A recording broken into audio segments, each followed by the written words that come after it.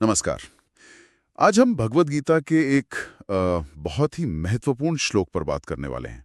एक ऐसा विचार जो कर्म और उसके फल के कह सकते हैं मुश्किल रिश्ते को समझने में मदद करता है।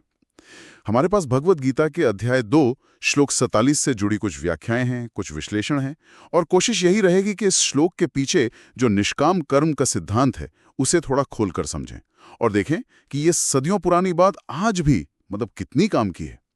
तो श्लोक ये है, कर्मण ये वधिकारस्ते मां फलेषु कदाचन मां कर्मफल हेतुर्भूर्माते संगोस्त्व कर्मणि। सीधा सा अर्थ अगर देखें तो तुम्हारा अधिकार सिर्फ कर्म करने में है, उसके फलों में कभी नहीं। तो कर्मों के फल की इच्छा से मत चलो और कर्म न करने में भी मतलब उससे भी मत जुड़ो। कहते हैं कि ये गीता का दिल है, उसका सार है। बिल्कुल। यहाँ सबसे पहली और अहम बात है कर्मण्येन वधिकारस्ते, यानी तुम्हारा अधिकार, तुम्हारा कंट्रोल सिर्फ और सिर्फ कर्म करने पे है। ये अपने आप में बहुत गहरी बात है। गहरी तो है, मतलब हमारा बस सिर्फ हमारी कोशिश पर है, हमारी मेहनत, नीयत, इन सब पर। हाँ, बिल्कुल।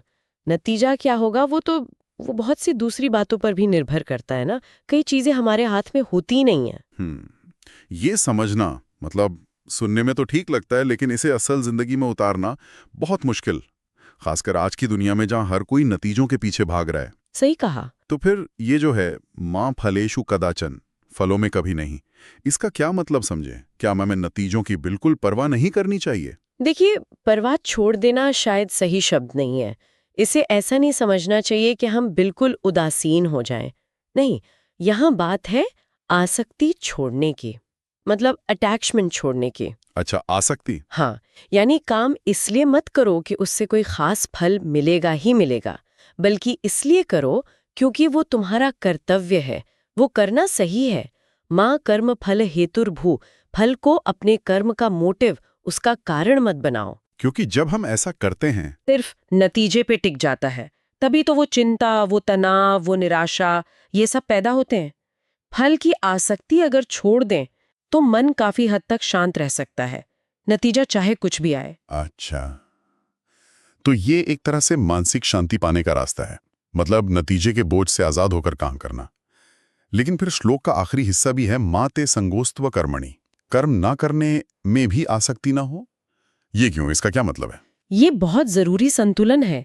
गीता सिर्फ ये नहीं कह रही कि फल की चिंता छोड़ दो, वो कर्म छोड़ने के ख्याल से भी सावधान कर रही है। अच्छा। हाँ, कहीं ऐसा ना हो कि कोई ये सोचे, भाई जब फल मेरे हाथ में है ही नहीं, तो मैं मेहनत ही क्यों करूं, मैं काम ही क्यों करूं, है ना? हाँ। ये तो फिर आलस्य का या एक तरह से पलायनवाद का रास्ता हो गया। हाँ, ये भी हो सकता है। इसीलिए कृष्ण कहते हैं कि कर्म करना तो तुम्हारा स्वभाव होना चाहिए, तुम्हारा धर्म। अकर्मण्यता यानी काम न करने में लगाव, वो भी उतना ही गलत है जितना फल में बहुत ज्यादा लगाव रखना।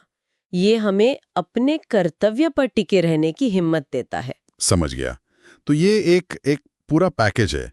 कर्म करो, पूरी लगन से करो, फल की बहुत ज्यादा चिंता मत करो, लेकिन कर्म करने से भागो भी मत। बिल्कुल। और ये सिर्फ कुरुक्षेत्र में अर्जुन के लिए नहीं था, ये तो हम सबके लिए। कोई विद्यार्थी हो, कोई दफ्तर में काम कर रहा हो, कोई कलाकार हो, कोई घर संभाल रहा हो, हर किसी के लिए। निश्चित रूप से। बल्कि मैं तो कहूंगी कि आज के समय में ये शायद और भी ज्यादा जरूरी हो गया है।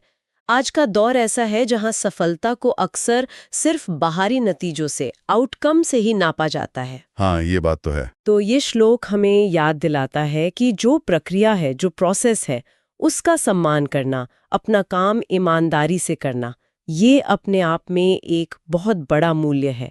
और ये हमें सच्चाई को स्वीकार करने की ताकत भी देता है कि भाई सब कुछ हमारे बस में नहीं है। और इस स्वीकृति में अजीब सी शांति भी मिलती है। तो अगर हम सार निकालें इन सारी बातों का, तो मुख्य संदेश शायद यही है, अपना काम करो, पूरी लगन और ईमानदारी दिखाओ, पर उसके नतीजे को लेकर बहुत ज्यादा परेशान या उससे चिपके मत रहो। सफलता मिले या असफलता, उसे समभाव से देखो।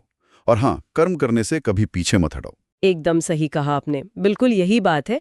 और यहीं से एक सोचने लायक सवाल उठता है जिस पर हम सबको शायद विचार करना चाहिए बताइए। कि अगर हम सच में इस सिद्धांत को अपनी जिंदगी में उतार पाएं, मतलब सिर्फ अपने कर्म की गुणवत्ता पर, अपनी नीयत पर, अपनी कोशिश पर ध्यान दें और नतीजे की चिंता को थोड़ा कम कर दें, तो क्या इससे हमारे जीवन की चुनौतियों का सामना करने का तरीका और यहाँ तक कि सफलता को देखने का, उसे परिभाषित करने का हमारा पूरा नजरिया ही बदल नहीं जाएगा?